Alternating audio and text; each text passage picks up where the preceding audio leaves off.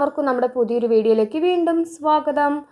അപ്പോൾ ഇന്ന് നമ്മൾ പഠിക്കാൻ വേണ്ടി പോകുന്നത് കേരളത്തിൻ്റെ ഒഫീഷ്യൽ സിംബൽസും അവയുടെ സയൻറ്റിഫിക് നെയിംസുമാണ്. അപ്പോൾ കോഡുകളൊക്കെ വെച്ച് കണക്ട് ചെയ്തുകൊണ്ട് ഈ ഒരു ഭാഗം നമുക്ക് വളരെ കൃത്യമായി തന്നെ പഠിച്ചു പോവാം. ഇനി നിങ്ങൾക്ക് ഈ ഒരു ഭാഗത്ത് ഡൗട്ട് അടിക്കില്ല കേട്ടോ. അപ്പോൾ നമ്മുടെ വീഡിയോസൊക്കെ നിങ്ങൾക്ക് ഇഷ്ടപ്പെടുന്നുണ്ട്, കോഡുകളൊക്കെ യൂസ്ഫുൾ ആയി മാറുന്നുണ്ടെങ്കിൽ തീർച്ചയായും ലൈക്ക് ചെയ്യുക, നിങ്ങളുടെ അഭിപ്രായങ്ങളെ കമൻറ്റ് വഴി അറിയിക്കുക. അപ്പോൾ നമ്മുടെ ചാനൽ സബ്സ്ക്രൈബ് ചെയ്യാതെ ആരെങ്കിലും വീഡിയോ കാണുന്നുണ്ടെങ്കിൽ പ്ലീസ് നമ്മുടെ ചാനൽ ഒന്ന് സബ്സ്ക്രൈബ് ചെയ്ത് സപ്പോർട്ട് ചെയ്യുക കേട്ടോ. അപ്പോൾ നമുക്ക് വീഡിയോ സ്റ്റാർട്ട് ചെയ്താലോ.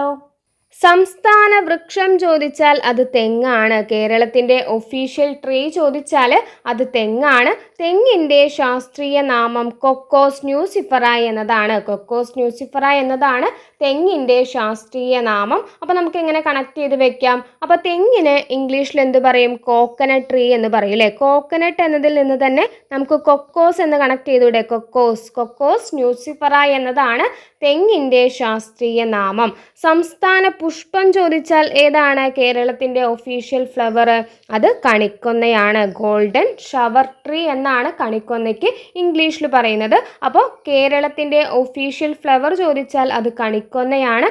കണിക്കൊന്നയുടെ ശാസ്ത്രീയ നാമം കാസിയ ഫിസ്റ്റുല എന്നതാണ് കണിക്കൊന്നയുടെ ശാസ്ത്രീയ നാമം. അപ്പോൾ നമുക്ക് എങ്ങനെ കണക്ട് ചെയ്ത് വെക്കാം? അപ്പോൾ കണിക്കൊന്ന എന്ന് പറയുമ്പോൾ നമുക്ക് വിഷു കണക്ട് ചെയ്യാം കേട്ടോ. കണിക്കൊന്ന എന്ന് പറയുമ്പോൾ നമുക്ക് വിഷു കണക്ട് ചെയ്ത് വെക്കാം. അപ്പോൾ വിഷുവിന് നമുക്ക് കൈനീട്ടം കിട്ടാറുണ്ട് അല്ലേ. വിഷുവിന് എന്താണ്? നമുക്ക് കൈനീട്ടം കിട്ടാറുണ്ട്. അപ്പോൾ വിഷുവിന് കാശ് ഫിക്സ് ആണ് എന്ന് കണക്ട് ചെയ്താൽ മതി. വിഷുവിന് കാശ് ഫിക്സ് എന്നതിൽ നിന്ന് കാസിയ ഫിസ്റ്റുല എന്ന് കണക്ട് ചെയ്തൂടെ? കണിക്കൊന്നയുടെ ശാസ്ത്രീയ നാമമാണ് കാസിയ ഫിസ്റ്റുല. സംസ്ഥാന മത്സ്യം ചോദിച്ചാൽ അത് കരിമീനാണ്. കേരളത്തിൻ്റെ സംസ്ഥാന മത്സ്യം ചോദിച്ചാൽ അത് കരിമീനാണ്. കരിമീനിൻ്റെ ശാസ്ത്രീയ നാമം എന്താണ്? എട്രോപ്ലസ് സുറാൻഡെൻസിസ് എന്നതാണ് കരിമീനിൻ്റെ ശാസ്ത്രീയ നാമം. അപ്പോൾ എങ്ങനെ കണക്ട് ചെയ്ത് വെക്കാം?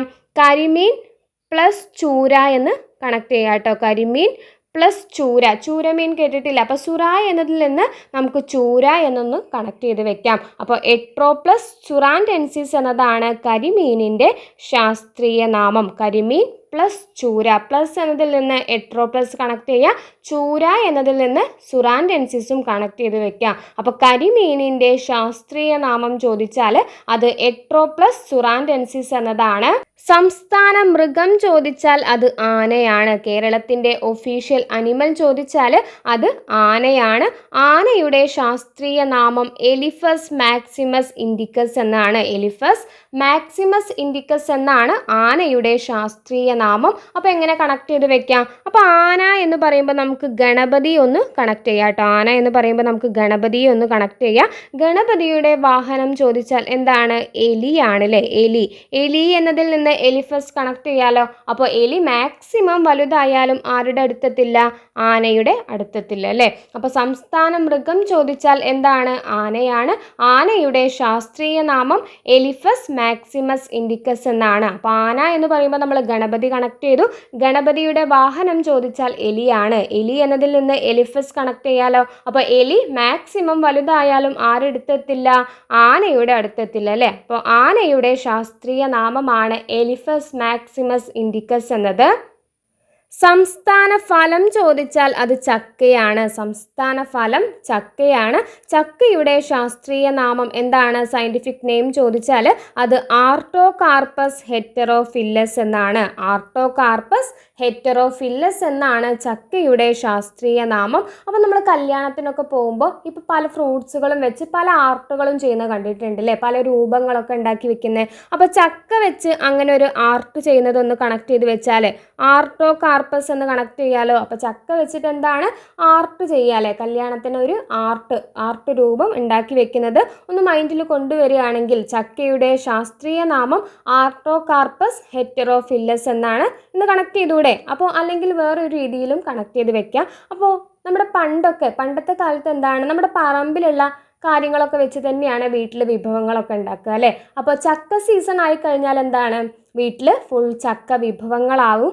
അപ്പോൾ നമ്മുടെ വയറ് ഫില്ല് ചെയ്യുന്നത് എങ്ങനെയാണ്? ചക്ക വെച്ചിട്ടാണ്. അപ്പോൾ ഫില്ല് എന്നതിൽ നിന്ന് ഹെറ്ററോഫില്ലസ് എന്നും കണക്ട് ചെയ്ത് വെച്ചൂടെ? അപ്പോൾ ചക്കയുടെ ശാസ്ത്രീയ നാമം ചോദിച്ചാൽ ആർട്ടോകാർപ്പസ് ഹെറ്ററോഫില്ലസ് എന്നാണ്. സംസ്ഥാന പക്ഷി ചോദിച്ചാൽ അത് മലമുഴക്കി വേഴാമ്പലാണ്. കേരളത്തിൻ്റെ സംസ്ഥാന പക്ഷി ഏതാണ്? അത് മലമുഴക്കി വേഴാമ്പലാണ്. മലമുഴക്കി വേഴാമ്പലിൻ്റെ ശാസ്ത്രീയ നാമമാണ് ബ്യൂസെറസ് ബൈക്കോർണിസ്. ബ്യൂസെറസ് ബൈക്കോർണിസ് എന്നാണ് മലമുഴക്കി വേഴാമ്പലിൻ്റെ ശാസ്ത്രീയ നാമം. അപ്പോൾ ബ്യൂസെറസ് ബൈക്കോർണിസ് എന്ന് പറയുമ്പോൾ കോർണിസ് എന്നതിൽ നിന്ന് കോർണിയ എന്ന് കണക്ട് ചെയ്യുക. കോർണിയ എന്ന് പറഞ്ഞാൽ എന്താണ്? നമ്മുടെ കണ്ണ് ആണ് അല്ലേ? കണ്ണിൻ്റെ ഒരു ഭാഗമാണ് കോർണിയ.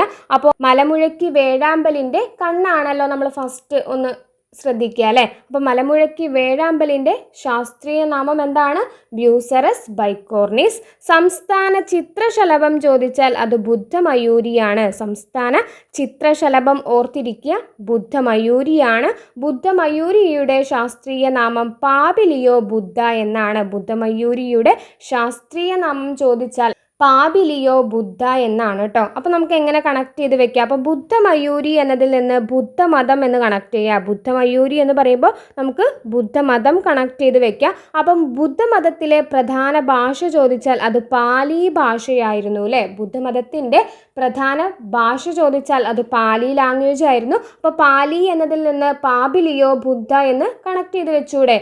അപ്പോൾ ഇന്ന് നമ്മൾ പഠിച്ചിട്ടുള്ളത് കേരളത്തിൻ്റെ ഒഫീഷ്യൽ സിംബൽസും അവയുടെ സയൻറ്റിഫിക് നെയിംസുമാണ്. അപ്പോൾ കോഡുകളൊക്കെ നിങ്ങൾക്ക് ഇഷ്ടപ്പെട്ടിട്ടുണ്ടെങ്കിൽ തീർച്ചയായും ലൈക്ക് ചെയ്യുക, നിങ്ങളുടെ അഭിപ്രായങ്ങൾ കമൻറ്റ് വഴി അറിയിക്കുക. അപ്പോൾ മറ്റൊരു വീഡിയോയിൽ നമുക്ക് ഇന്ത്യയുടെ ഒഫീഷ്യൽ സിംബൽസും സയൻറ്റിഫിക് നെയിംസും ഇതുപോലെ കോഡ് വെച്ച് പഠിച്ചു പോവാം കേട്ടോ. അപ്പോൾ ചാനൽ സബ്സ്ക്രൈബ് ചെയ്തിട്ടില്ലെങ്കിൽ പ്ലീസ് നമ്മുടെ ചാനൽ ഒന്ന് സബ്സ്ക്രൈബ് ചെയ്ത് സപ്പോർട്ട് ചെയ്യുക കേട്ടോ. താങ്ക്